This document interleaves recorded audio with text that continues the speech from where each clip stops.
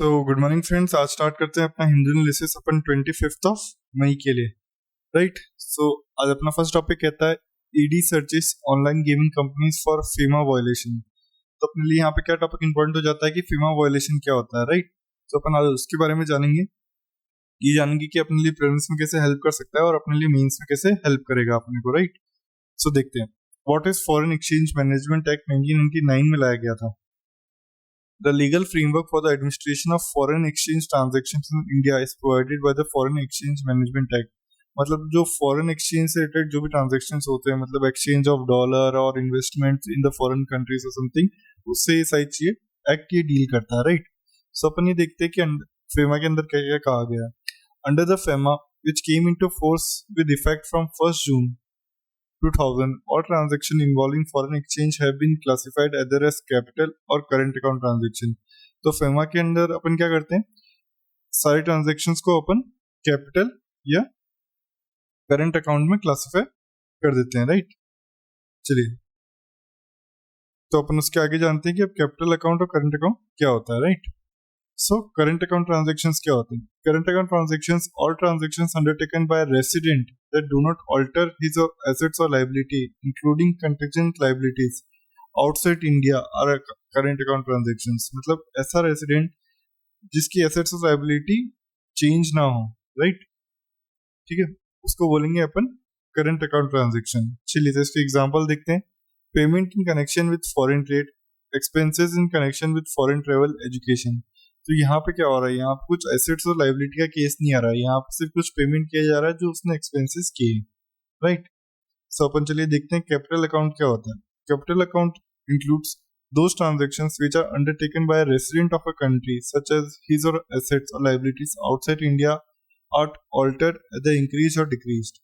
तो अब capital account में क्या हो रहा है, कैपिटल अकाउंट में ये होता है कि या तो आपने किसी फॉरेन कंट्री में इन्वेस्टमेंट किया या कोई प्रॉपर्टी एक्वायर करी, acquisition of immovable property outside India देखिए, ठीक है।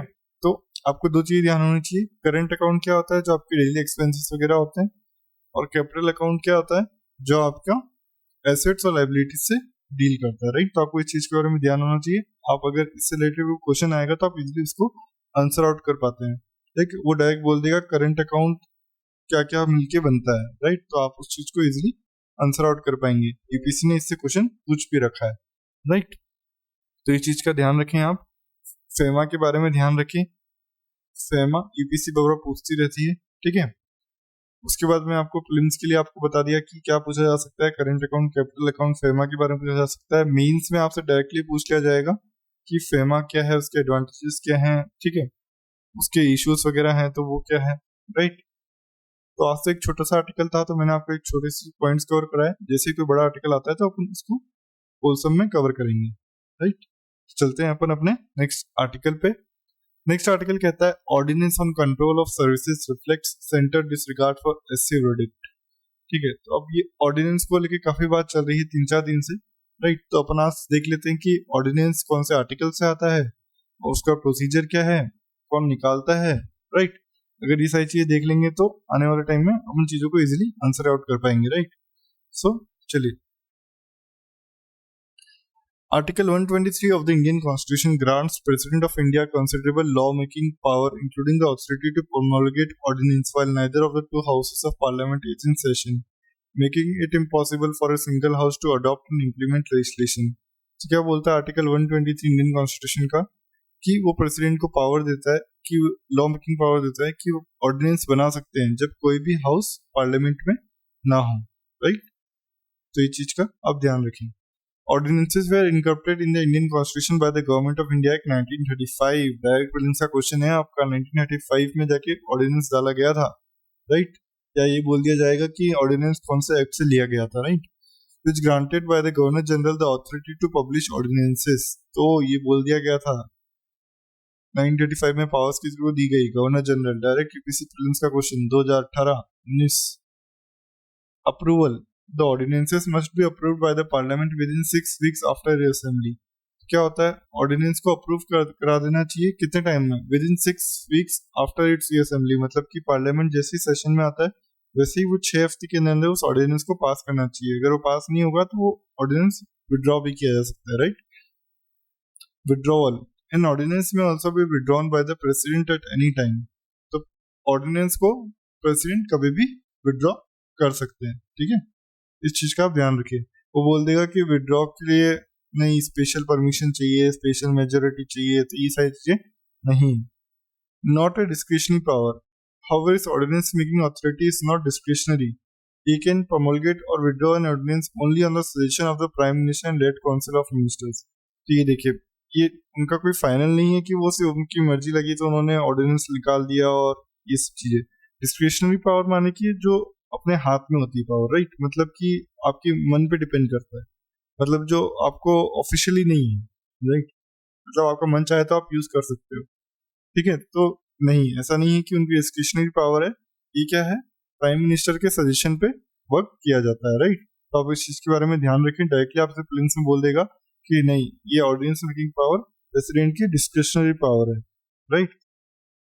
अब ऑर्डिनेंस के बारे में और अगर अपन और जाने तो ये क्या है, रेट्रोस्पेक्टिव टैक्स लॉ किस तरह काम कर सकता है, मतलब लाइक पीछे जाके भी लॉस बना सकता है, राइट।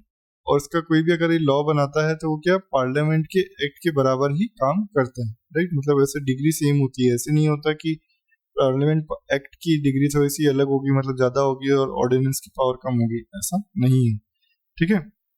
चलिए, तो आज अपन ने थोड़ा सा ऑर्डिनेंस के बारे में देखा। चलते हैं अपने नेक्स्ट आर्टिकल पे। सो अपना नेक्स्ट आर्टिकल कहता है the fundamental value of the rupee. तो आज अपन रूपी के एप्रिसिएशन, डेप्रिसिएशन दोनों के बारे में देखेंगे कि ये अपने को कैसे जानना जरूरी है और प्रीलिम्स में अपने से कैसे इससे क्वेश्चन पूछे जाते हैं, राइट। क्योंकि हर साल इसमें से एक नया क्वेश्चन पूछा जा रहा है, जो अगर आप भले 23, 24, 25 के लिए अपेयर कर रहे हैं तो आपके लिए इंपॉर्टेंट हो जाता है ये जानना, राइट। सो अपन देखते हैं कि एप्रिसिएशन और डेप्रिसिएशन क्या होता है रूपी का। सो अपन क्या करते हैं, एक floating exchange rate management system अपन रखते हैं। अपन आप कोई फिक्स एक्सचेंज रेट नहीं है, राइट, कि मतलब हाँ इतनी एक्सचेंज पे एक्सचेंज होगा। अपन मार्केट प्राइसेस पे डिपेंड करते हैं, मतलब फ्लोटिंग, मतलब जितना चेंज होता रहेगा उस हिसाब से रेट डिसाइड होती रहेगी, right. Market forces based on a demand and supply of A currency, जो मैंने आपको बताया, determine the value of a currency. तो क्या मार्केट फोर्सेस क्या करती है, डिटरमाइन करती है किसकी, करेंसी की वैल्यू को, ठीक है। तो आपको इस चीज का ध्यान रखना है कि गवर्नमेंट डिसाइड नहीं करती है, मार्केट वैल्यू आज के टाइम में डिसाइड करती है, राइट। चलिए, तो अपन अब देखते हैं कि करेंसी एप्रिसिएशन क्या होता है। Currency appreciation, it is an increase in the value of one currency in relation to another currency. तो यहाँ पे क्या होता है, करेंसी एप्रिसिएशन में वैल्यू इंक्रीज हो रही है एक करेंसी की दूसरे करेंसी के तौर पे, राइट। तो जैसे रुपी इंक्रीज हुआ डॉलर के अगेंस्ट, मतलब कि पहले अपने को ज्यादा डॉलर देना पड़ता था, मतलब लाइक ज्यादा रुपीस देने पड़ते थे एक डॉलर खरीदने के लिए, राइट। अब अपने को कम रुपीस देने पड़ रहे हैं ज्यादा सेम डॉलर खरीदने के लिए। तो आप देखिए क्या हुआ, अपना रुपी अप्रिशिएट हो गया, मतलब स्ट्रांग हो गया, मतलब अपने को अब कम खर्चा करना पड़ रहा है सेम डॉलर खरीदने के लिए, right. Currency appreciate against each other for a variety of reasons. तो करेंसी अप्रिशिएट और डीअप्रिशिएट होती है किस किस की वजह से, वो चीज देख लेते हैं, including government policy, interest rate, trade balance, business cycles. तो ये सारे के सारे फैक्टर्स हैं जो डायरेक्टली एप्रिसिएशन और डेप्रिसिएशन को इफेक्ट करते हैं किसकी, करेंसी को, राइट। आपको इस चीज के बारे में ध्यान होना चाहिए। यूपीएससी डायरेक्ट डाल देगा कि which of the following factors affect the currency appreciation और करेंसी डेप्रिसिएशन, राइट। तो आपको अगर ये पॉइंट्स ध्यान होंगे तो आप इजीली इन चीज को आंसर कर पाएंगे। Currency appreciation discourages a country's export activity as its products and services become costlier to bye.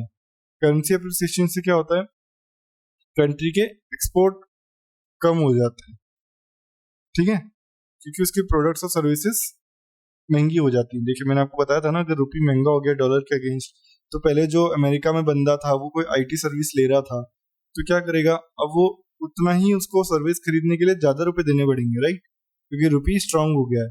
पहले वो सिर्फ अगर $5 देता था, अगर उसको $8 देने पड़ रहे हैं तो उसके लिए तो महंगा पड़ गया ना। तो इस चीज के बारे में आपको ध्यान होना चाहिए। करेंसी एप्रिसिएशन से अपने एक्सपोर्ट्स पे फर्क पड़ता है, अपने एक्सपोर्ट्स कम हो सकते हैं, राइट। सो करेंसी डेप्रिसिएशन क्या होता है ये देखते हैं। It is a fall in the value of currency in a floating exchange rate system. मैंने आपको बताया कि फ्लोटिंग एक्सचेंज रेट सिस्टम क्या होता है, ठीक है। इकोनॉमिक फंडामेंटल्स, पॉलिटिकल इंस्टेबिलिटी और risk aversion can cause currency depreciation. तो करेंसी डेप्रिसिएशन की क्या कॉजेस होते हैं, पॉलिटिकल इंस्टेबिलिटी हो गई, ठीक है, मार्केट में बहुत ज्यादा रिस्क हो गया, ये सारी चीजें। Currency depreciation encourages a country's export as its products and services become cheaper to buy। तो देखिए अब करेंसी डेप्रिसिएशन में क्या हुआ, पहले आपका जहाँ डॉलर स्ट्रॉन्ग मतलब रुपी स्ट्रॉन्ग हो रहा था, अब क्या हुआ, रुपी और सस्ता हो गया, मतलब कि अब एक ही डॉलर में आप ज्यादा रुपीस खरीद सकते हो। अगर ज्यादा रुपीस खरीद सकते हो तो आप इजीली क्या होगे, आप ज्यादा रुपीस खरीद पाओगे। अगर आप जैसे आप पहले आप 5 का खरीद रहे थे, अब आप 3 का खरीद सकते हो।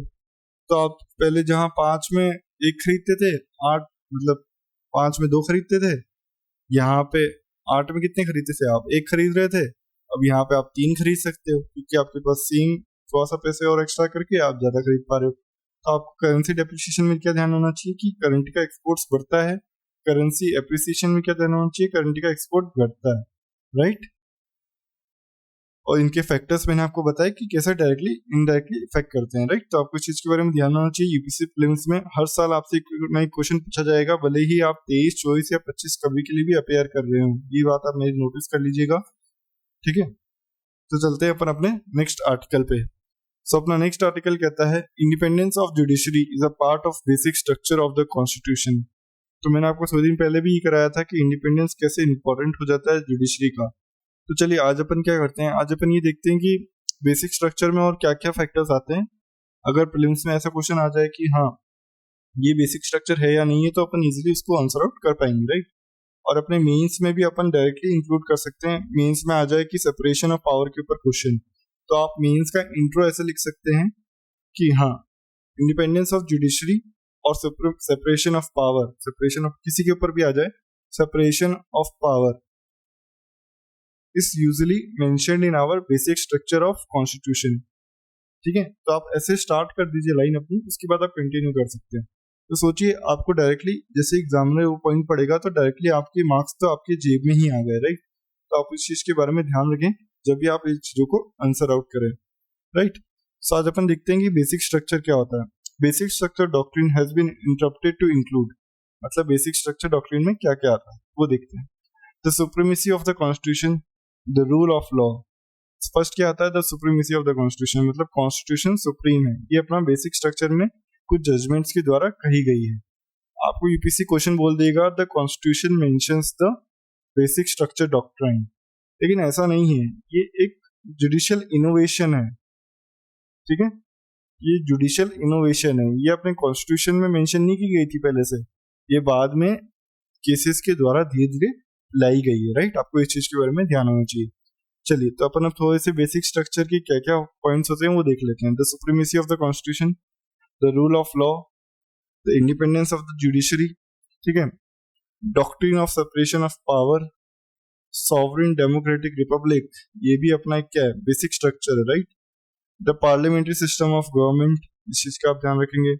The principle of free and fair election, welfare state, तो ये सारे के सारे पॉइंटर्स क्या हैं, ये अपने बेसिक स्ट्रक्चर को बताते हैं कि अपना एक बेसिक ढांचा क्या है, ठीक है, अगर अपन देखना चाहें तो, ठीक है। अब इससे रिलेटेड कोई केस है क्या, मतलब जजमेंट्स हैं क्या, कुछ देखते हैं। An example of application of basic structure is the SR Bommai case 1994, ठीक है। तो ये एसआर बोमई केस बहुत इंपॉर्टेंट केस है। जब भी आप पॉलिटी पढ़े ना तो आप अपने 10 केसेस की तो एक वो बना लें, पॉइंटर्स बना लें कि हाँ भाई 10 केसेस ना मुझे याद होनी चाहिए आप, क्योंकि आप अपने मेंस के आंसर में इजीली लिख पाएंगे, right. In the case of supreme court upheld the dismissal of BJP government by the president following the demolition of Babri Masjid, invoking a threat to secularism by this government। मैं किसी government के against अभी यहाँ बात नहीं कर रहा हूँ, लेकिन जस्ट ये केस में जो बात की गई थी वो अपन यहाँ डिस्कस कर रहे हैं कि हाँ केसेस के द्वारा कैसे अपने सेकुलरिज्म के बेसिक स्ट्रक्चर को प्रमोट किया जा रहा है, राइट। तो वो चीज अपने को ध्यान देनी है और अपन इजीली चीजों को आंसर आउट कर पाएंगे, राइट। तो अब आप चीज का ध्यान रखें कौन से एक्ट के द्वारा किस चीज का फॉलो अप किया गया है, राइट। अपन को ज्यादा पॉलिटिक्स में नहीं जाना है कि कौन सी गवर्नमेंट के अगेंस्ट क्या लिया गया, कब लिया गया, राइट। आपको सिर्फ ये देखना है कि एसआर बोमई केस सेकुलरिज्म के एक बेसिक स्ट्रक्चर को बताता है, राइट। चलिए तो अपन चलते हैं अपने नेक्स्ट आर्टिकल पे। सो अपना नेक्स्ट आर्टिकल कहता है mental health awareness month, how to cope up in the age of anxiety, ठीक है। तो अपने को ये देखना है कि मेंटल हेल्थ अवेयरनेस मंथ मना रहे हैं अपन, तो अपन आज जो एंजाइटी बढ़ रही है सब जनों में उसको कैसे डील किया जा सकता है या कैसे इफेक्टिवली देखा जा सकता है, तो उसको देखते हैं अपन। कि मेंटल हेल्थ से लेके अपने पास कुछ एक्ट्स वगैरह है या कैसे वर्क होता है इंडिया में, वो सारी चीजें अपन इस आर्टिकल में डिस्कस करने की कोशिश करेंगे, राइट। सो देखते हैं अपन क्या है एमएचए। तो मेंटल हेल्थ केयर एक्ट है अपने पास 2017 का, ठीक है। The act define mental illness as a substantial disorder of thinking, mood, perception, orientation, or memory that grossly impairs judgment, behavior, and capacity to recognize reality or ability to meet the ordinary demands of life. Mental condition associated with the abuse of alcohol, drugs. तो ये पूरा mental illness के बारे में बात की गई है कि मेंटल इलनेस कैसे हो जाती है इंसान को, राइट। तो अपन आज मेंटल हेल्थ की बात कर रहे थे, तो इस एक्ट में मेंटल इलनेस के बारे में बताया गया था कि मेंटल इलनेस में क्या क्या आता है, तो मैंने सोचा कि आपको इसके बारे में थोड़ा बता दिया जाए, राइट। So, देखते हैं, it also provides the right of patients to access facilities that include rehabilitation in the hospital, community shelter, supported accommodation. तो देखिए इस एक्ट में कितनी सारी चीजें बात की गई हैं कि एक इंसान को क्या क्या प्रोवाइड करा दिया चाहिए। It regulates the research on PMI person with mental illness and the use of neurosurgical treatments. देखिए अपने पास मेंटल हेल्थ से रिलेटेड एक एक्ट है, मतलब गवर्नमेंट इसको लेके सीरियस है, लेकिन आज अपन क्या हो रहा है कि सिर्फ वो देख नहीं पा रहे कि हाँ कौन सी जगह पे कहाँ पे कितनी जरूरत है, कहाँ पे कितना सपोर्ट करना है, क्योंकि सब मेंटल हेल्थ से डील तो कर रहे हैं लेकिन काफी जने मानने को इस चीज को तैयार नहीं होते, राइट। क्योंकि अपने यहाँ पे एक टैबू माना जाता है आज भी, ठीक है। तो अपन अब इससे रिलेटेड कैसे अवेयरनेस जनरेट कर सकते हैं, अगर आपके पास कोई आइडिया तो आप मुझे जरूर सजेस्ट करें आप कमेंट सेक्शन में, राइट। आपकी इन्वॉल्वमेंट बहुत इंपॉर्टेंट रहती है जब भी अपन ऐसे आर्टिकल्स डिस्कस करें या एक कम्युनिटी सॉल्यूशन लाना चाहते हैं, राइट। सो अपन चलते हैं अपने नेक्स्ट आर्टिकल पे। सो अपना नेक्स्ट आर्टिकल कहता है on copyright infringement and the AI. अब देखिए, अब अपन अपने सिलेबस में डायरेक्टली मेंशन है intellectual property rights, right, GS3, ठीक है। मैं आपको हमेशा बताता हूँ कि आपको आपका सिलेबस लिंक करना है पेपर से, अगर आप लिंक नहीं करेंगे तो जो भी आप न्यूज पढ़ रहे हैं उसका कोई मतलब नहीं है, राइट। चलिए अपन देखते हैं क्या बोलता है। What are the intellectual property rights? तो ये क्या होती है? Intellectual property rights are the rights given to person over the creation of their minds. मतलब अगर आपने कुछ नया सोचा आपके माइंड से, तो उस क्रिएशन को क्या दिया जाता है, कुछ राइट्स दी जाती है कि हाँ भाई ये आपकी ही बनावट है, right. Inventions, literally, artistic works and the symbols, memes and images used in commerce. तो इनमें से कोई भी चीजें हो सकती है, मतलब आपने कुछ लिटरेरी वर्क लिखा, ठीक है, आपने कोई बुक वगैरह लिखी, कोई आर्टिस्टिक वर्क किया, कोई सिंबल्स बनाए, ठीक है, जैसे आपने कोई लोगो ओवर डिजाइन किया, ठीक है, कोई नेम वेम डिजाइन किया, कुछ इमेज डिजाइन करी, तो ये सारी आपकी आईपीआर में आती है। They usually give the creator an exclusive right over use of his और creation for certain period of time. तो आईपीआर राइट्स क्या होती हैं? आईपीआर राइट्स आपको अपने ही मटेरियल पे थोड़ा सा क्या देती है, राइट्स देती है कि आप उसको अच्छे से अपने लिए यूज कर पाओ for a period of time, मतलब वो पूरे टाइम नहीं होता है, आपको कुछ टाइम तक उसके लिए आईपीआर दिया जाता है, लाइक जैसे कि अपन बोलते हैं कि मेडिसिन आई, तो मेडिसिन तक क्या होता है 20 ईयर्स तक आप उसका आईपीआर रख सकते हो, मतलब कि आपको मोस्टली 20 ईयर्स तक रॉयल्टी मिलती है उसकी, लेकिन क्या होता है 20 ईयर्स के बाद वो गवर्नमेंट भी यूज कर सकती है फॉर जनरल पब्लिक, ठीक है। तो आपको इस चीज के बारे में ध्यान देना चाहिए। चलिए अपने देखते हैं कि नीड क्या है आईपीआर की। तो ये इनोवेशन को इंक्रीज करता है भाई, मैं अगर आपको राइट दूंगा, ठीक है, कुछ सोचने का, तो आप बिल्कुल नया सोचोगे, राइट। इकोनॉमिक ग्रोथ में मदद करता है, ठीक है, नई नई चीजें आएंगी तो नई नई चीजों की डेवलपमेंट होगी, ठीक है। टेक्नोलॉजी इंप्रूव करता है, ठीक है। आज अपन देखते हैं कि ऐसे काफी स्टार्टअप्स आ रहे हैं जो टेक्नोलॉजी में डील कर रहे हैं कि कैसे कैसे एफिशिएंट बनाया जाए, कार्बन एमिशन को कम किया जाए, और ये सही चीजें, राइट। तो अपन अब देखते हैं कि ग्लोबल लेवल पे कौन से आईपीआर से रिलेटेड कुछ वर्क हो रहा है या इंडिया का क्या स्टेटस है इससे related, right. So India and IPR, ठीक है। India is a member of the WTO and committed to the agreement of TRIPS. तो इंडिया क्या है, WTO का मेंबर है, उन्होंने एक ट्रिप्स का एग्रीमेंट भी साइन कर रखा है, राइट। ट्रिप्स का एग्रीमेंट क्या है, ये डायरेक्टली इंटेलेक्चुअल प्रॉपर्टी से ही डील करता है, राइट। तो आपको इस चीज के बारे में ध्यान होना चाहिए। India is also a member of the world intellectual property organisation, a body responsible for the promotion of protection of intellectual property rights throughout the world. तो इंडिया इसका भी मेंबर है, राइट। तो आपको इस चीज के बारे में ज्ञान होना चाहिए। अब मैं आपको ऑर्गेनाइजेशंस बता रहा हूँ, ये डायरेक्टली आपके मेंस के आंसर में आएंगी अगर आईपीआर से रिलेटेड क्वेश्चन आ जाता है, right. India is also a member following the important WIPO administered international treaties and conventions relating to IPR. तो सिर्फ ये और एक्ट्स का ही मेंबर्स, ऑर्गेनाइजेशंस का मेंबर्स नहीं है, इनमें से काफी कन्वेंशंस किए गए हैं आईपीआर से रिलेटेड, तो उनमें भी अपन पार्टिसिपेट करते हैं, राइट। सो अपने पास एक नेशनल आईपीआर पॉलिसी भी है, राइट। तो ये सारी की सारी चीजें आपको ध्यान होनी चाहिए। अब अपने को क्या करना पड़ेगा, अब अपने को लोगों को अवेयरनेस जनरेट करनी पड़ेगी। उनको ये नहीं पता होता कि वो अपने स्पोर्ट्स क्रिएशन के ऊपर आईपीआर ले सकते हैं, राइट। अपन को ह्यूमन कैपिटल डेवलपमेंट पे देखना पड़ेगा, ठीक है, चीजों पे वर्क करना पड़ेगा। उसके बाद अगर अपन कुछ अचीवमेंट्स देखें आईपीआर की, तो ये क्या होता है, आज अपने यहाँ अपन ये देखते हैं कि अपने यहाँ जो पेटेंट पहले फाइल होते थे, आज उनमें काफी सारा इंक्रीज आया है, पेटेंट फाइलिंग अपने यहाँ इंक्रीज हुई है, ठीक है। पहले अपन जहाँ ग्लोबल इनोवेशन इंडेक्स में, ग्लोबल इनोवेशन इंडेक्स जो कौन निकालता है, WIPO, मैंने आपको बताया था WIPO क्या है, वर्ल्ड इंटेलेक्चुअल प्रॉपर्टी ऑर्गेनाइजेशन। तो यहाँ पे अपन पहले 2015 पे 81 पे स्टैंड करते थे, आज अपन कहाँ स्टैंड करते हैं 2019 में 52 पे, राइट। तो आपको इस चीज के बारे में ध्यान होना चाहिए कि अपन 81 से 52 पे आए हैं, मतलब कि अपन ने इनोवेशन इंक्रीज करे हैं अपने यहाँ पे, ठीक है। लेकिन आज भी अपने यहाँ क्या इश्यूज हैं, क्योंकि चाइना और यूएसए आज भी लार्ज लेवल पे काफी पेटेंट फाइल करते हैं, लेकिन अपने यहाँ पे आज भी काफी सारे इतने हाई लेवल पे पेटेंट फाइल नहीं होते हैं। तो अगर अपने को इम्प्रूव करनी है अपनी सारी चीजें, तो अपने को पेटेंट फाइलिंग और इन सारी चीजों पे ध्यान देना पड़ेगा, राइट। सो आज के लिए इतना ही रखेंगे इस ट्यूटोरियल में। आईपीआर से रिलेटेड आपके लिए मैं जल्दी मेंस के सारे टॉपिक से रिलेटेड टॉपिक्स लेके आ रहा हूँ, जो अपन हाफ एन आवर 1 आवर में सारे टॉपिक्स कवर करने की कोशिश करेंगे, 1 आवर पर टॉपिक, राइट। सो अपन मेंस की तैयारी करेंगे प्री के बाद, राइट।